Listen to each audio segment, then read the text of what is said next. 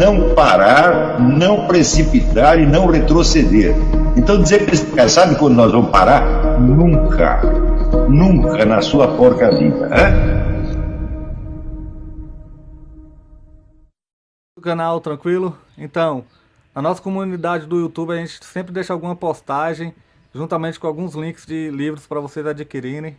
E também deixamos sempre aqui nos comentários e na descrição do vídeo nossas redes sociais. Então se inscreva no canal, siga a gente nas redes sociais e quem puder apoie o nosso canal financeiramente. Temos Pix, Vaquinha, Apoies e temos nosso conto também para quem quiser nos ajudar. Tranquilo? É isso aí.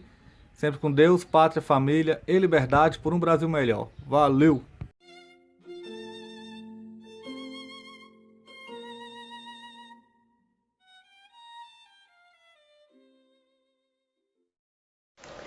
A filosofia, com Sócrates, nasce como análise crítica do saber coletivo à luz da unidade, integridade e autotransparência da consciência individual. Não, portanto, de qualquer consciência individual, mas daquela que lutou por essa unidade, integridade e autotransparência e que a duras penas as foi, há um tempo, desencavando e erigindo até erguê-las em cima da turva confusão das paixões e autoenganos.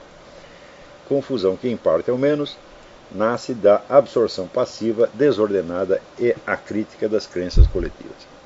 Então, em primeiro lugar, para ler esses textos, como qualquer outro texto filosófico, só tem um jeito. Você vai precisar preencher o seu entendimento de cada sentença com aquilo que transparece como referência histórica, como argumentos compactados e embutidos na explicação, que não estão, portanto, explicitados aí, mas que são condições para que o autor possa ter dito aquilo que disse, né? E terceiro, com uma espécie de aura de antecedentes e consequentes que essa coisa possa ter. Se você não faz isso para cada frase de um texto filosófico, você realmente não entendeu. Para, vamos dizer, o leitor não habituado, é até difícil, às vezes, compreender, vamos dizer, a densidade e concentração que qualquer escrito filosófico de uma certa qualidade tem dentro dele. Então, se você se limita, vamos dizer, a entender aquilo que está literalmente expresso, sem preenchê-lo de todo esse conteúdo, então você não está fazendo, de fato, uma leitura filosófica. Você está fazendo uma leitura jornalística, superficial. Tá certo? Então, as concepções filosóficas, de modo geral, elas, na mente do sujeito que as criou, elas são como se fosse um quadro simultâneo de tudo que ele sabe da realidade. Tudo, quase tudo, né? Então, ao longo de toda a sua vida, ele luta por unificar essa concepção. Ou seja, unificá-la não necessariamente como uma doutrina cabal, tá certo? Mas como um modo pessoal de ver as coisas. Ou seja, ele está consciente da sua concepção do mundo, em todos os seus detalhes ao mesmo tempo. Só que ele não pode escrevê-la toda de uma vez, ele tem que escrever frase por frase. Então, esta tensão dialética entre a afirmação singular e a totalidade da concepção da qual ela emana, é a percepção disso que marca a leitura filosófica correta. Isso não quer dizer que todo e qualquer filósofo seja capaz de redigir as suas explicações, vamos dizer, de modo a deixar essa tensão aparecer em cada frase. Isso vamos dizer, isso já é uma obra artística, é difícil fazer isso. Portanto, isso é o mesmo que dizer, dificilmente você compreenderá uma única frase do filósofo antes de você ter compreendido todas.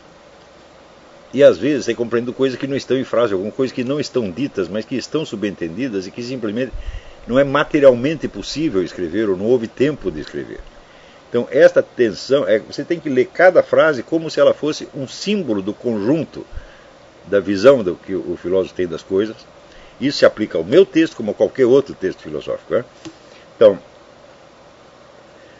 em geral as pessoas não leem assim, elas não têm, vamos dizer, a prática, não tem o know-how da leitura de textos filosóficos, tá certo? Então, evidentemente, tomam cada frase somente no seu sentido imediato, sem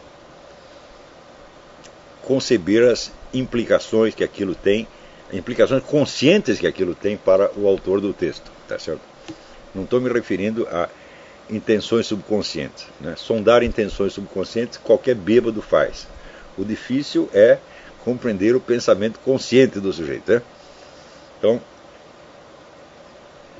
como em geral as pessoas não têm esta prática, então caem em discussões de detalhes que já estão subentendidos na frase e que não precisaria, para um leitor experiente, não seria preciso explicar, tá certo? Então, só para lhes dar um exemplo de como isso acontece, né? Outro dia um rapaz pegou a gravação do meu comentário ao livro do professor Wolfgang Schmidt, O Enigma Quântico, e lá pelas tantas eu dizia que o conceito de Einstein de um espaço curvo é, a rigor, um conceito incompreensível, tá certo? Porque se uma coisa é curva, curvatura significa uma forma, e uma forma significa um limite, tá certo? Então, das duas, uma. Ou o universo curvo é infinito e, portanto, não tem sentido você especular a forma dele, ou ele é finito e tem algo depois dele, e esse algo depois é que define os limites da sua forma. Ora, isto é assim ontologicamente, mas não necessariamente é assim na geometria. Então, um rapaz botou na internet, um sujeito, aliás, que fala com uma horrível voz de castrado, que eu não conseguia parar de rir quando ouvi o cara, mas que evidentemente é uma pessoa que estudou algo de matemática e física, e ele diz, mas esse falava é ignorante, ele não sabe que existem as geometrias não euclidianas. Riemann demonstrou que é possível você demarcar uma figura sem referência ao espaço externo. Eu digo, muito bem, só que, em primeiro lugar, eu pergunto como esse indivíduo supôs que eu fosse capaz de falar sobre esses assuntos sem ter jamais ouvido falar das geometrias não euclidianas. Já seria uma coisa absurda. Portanto, é evidente que o que eu expliquei ali já contém implicitamente uma referência e uma resposta à aplicação das geometrias não euclidianas em física. Tudo isso está embutido ali, e um leitor experiente percebe imediatamente. Mas como o cara não percebeu, ele achou que aquilo que eu disse é contraditório com as geometrias não euclidianas, então ele me dá esta informação. Assim como um outro que, tempos atrás, me escreveu dizendo, não, você é um ignorante, você não entende nada de negócio de comunismo na América Latina, você precisa ler As Veias Abertas da América Latina, do Eduardo Galeano, que é a porcaria que todo mundo lia quando eu tinha 17 anos. Não é isso? E ele me mostra aquilo como se fosse uma grande novidade. Isso é a parte, claro, que reflete um fenômeno cultural brasileiro. Como não existe, vamos dizer, um ambiente de cultura em torno, então o único acesso que as pessoas têm à cultura superior é a universidade. Você não tem um debate cultural superior público, como você tem aqui. Tá certo? Então, a única via de acesso que ele tem são os professores da universidade. Então, esses professores passam a representar para eles o universo inteiro da cultura. Acontece que esses professores só lecionam uma matéria ou outra matéria. Tá certo? Eles nem têm a capacidade, nem os meios de transmitir aos seus alunos um debate cultural geral. Tá certo?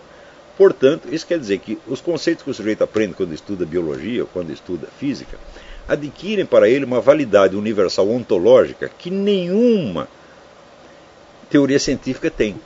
Toda teoria científica é hipotética e nada pressupõe quanto ao seu alcance ontológico real. Isso é a coisa mais óbvia. Pelo simples fato de existir um método científico que pressupõe a permanente autocorreção das teorias, então significa que o alcance ontológico de cada uma está colocado entre parênteses. Tá certo? Então, isso quer dizer, você não tem nenhum jeito de você acreditar piamente que uma teoria científica qualquer corresponda à realidade no seu sentido geral. Não, corresponde a um modelo de realidade tal como está recortado para as finalidades daquela ciência. Então tem uma validade limitada e relativa sempre, sempre, sempre, sempre. Mas isso não é ensinado às pessoas, por quê? Porque não há um debate cultural geral. Então, isso quer dizer que os conhecimentos especializados dados por cada ciência no curso do aprendizado universitário passam a representar para este indivíduo a imagem total da realidade. Então, isso, claro, cria uma espécie de doença cultural, tá certo? No qual a autoridade das ciências especializadas começa a valer para todos os domínios, que não tem nada a ver com ela e que ela não estuda de maneira alguma. E este caso ilustra isso perfeitamente bem. Porque o fato de você poder construir geometricamente uma figura não quer dizer de maneira alguma que o objeto correspondente a essa figura exista na realidade. Porque para isso ele teria que atender algumas condições que não são geométricas.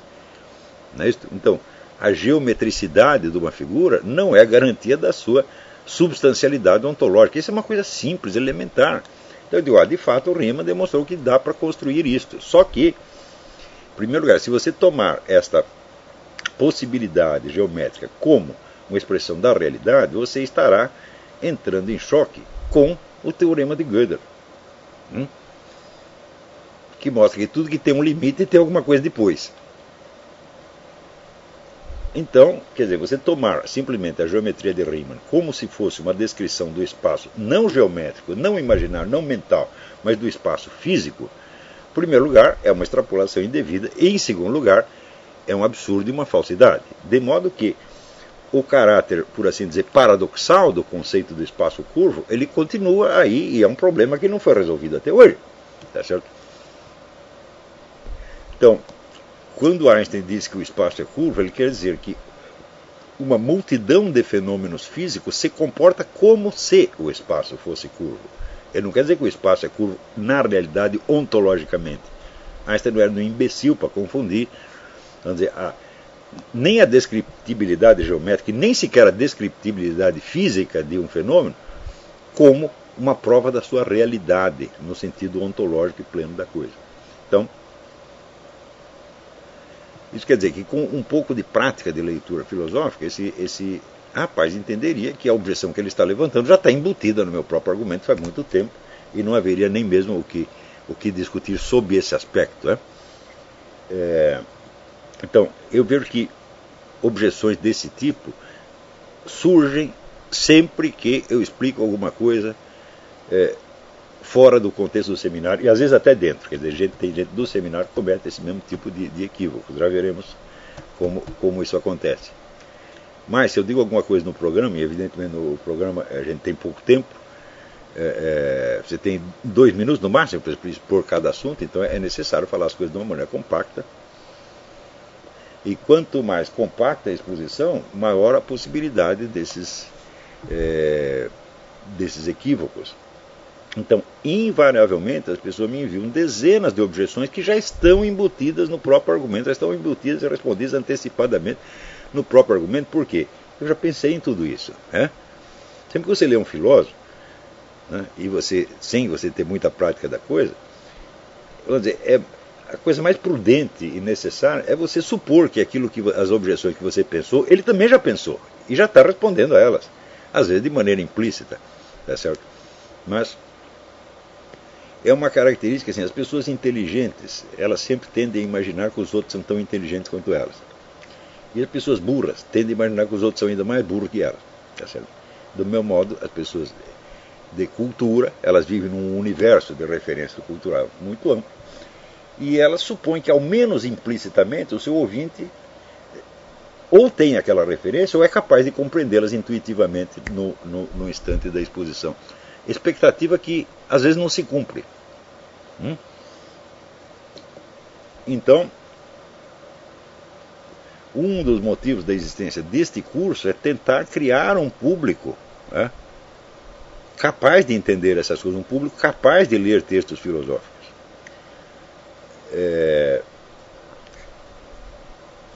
Então, neste parágrafo aqui, o número de referências que tem é enorme, só neste parágrafo.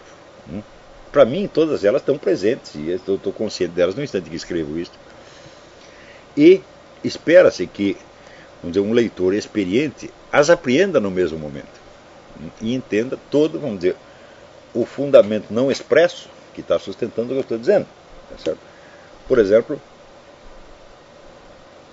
quando eu digo unidade, integridade e autotransparência da consciência individual.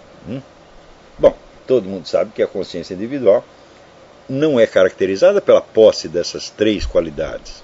Ao contrário, em geral, a consciência individual é constituída de momentos pontuais do tipo cogito cartesiano, em que você tem vamos dizer, uma intuição, uma percepção intuitiva da existência da sua consciência naquele momento, né? Então, é característico da própria noção, do próprio conceito de consciência, que você só possa se referir a ele quando o objeto está presente. Isso não acontece com relação a mais nenhum outro conceito.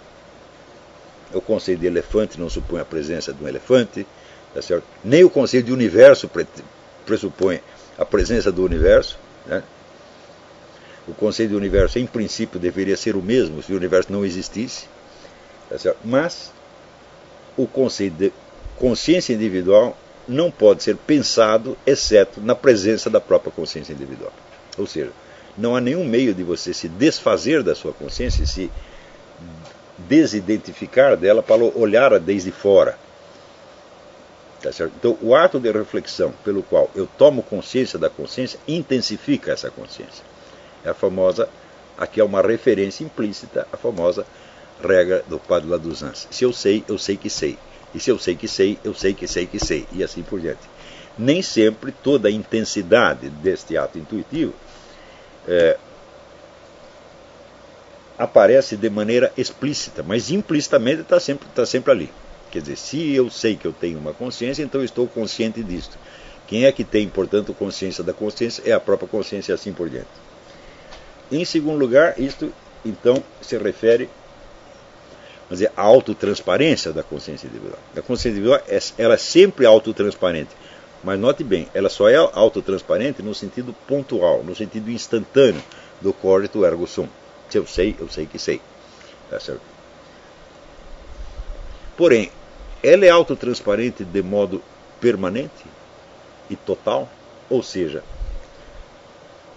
de quantas coisas que você tem consciência, você está consciente num momento dado. Então, isto é autotransparência tomada no seu sentido, vamos dizer, pleno, substantivo, e não apenas como um potencial da consciência. Toda consciência é potencialmente autotransparência, porque se eu sei que sei. Tá certo? Porém, quanto desse potencial de autotransparência se efetiva realmente? Então, o simples fato de eu usar essas três qualidades, unidade, integridade e autotransparência, significa que eu estou falando de três propriedades distintas, tá certo? E que essas três propriedades podem ser encaradas de duas maneiras. Primeiro, de maneira simplesmente potencial. Alguma unidade a consciência sempre tem, alguma integridade sempre tem e alguma autotransparência sempre tem. Porém, também pode ser encarado do ponto de vista substantivo. Ou seja, qual é o nível de autotransparência? Quanto de autotransparência o indivíduo tem?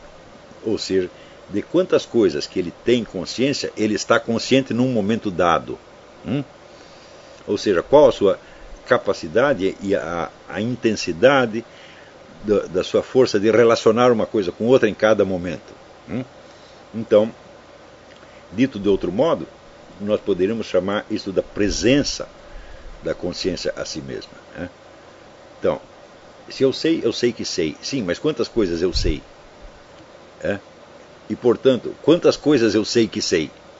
E quantas eu esqueci que sei? Tá certo? Então, esse permanente esforço da consciência filosófica para trazer à tela da consciência não isto ou aquilo, não apenas o objeto de concentração naquele momento, tá certo?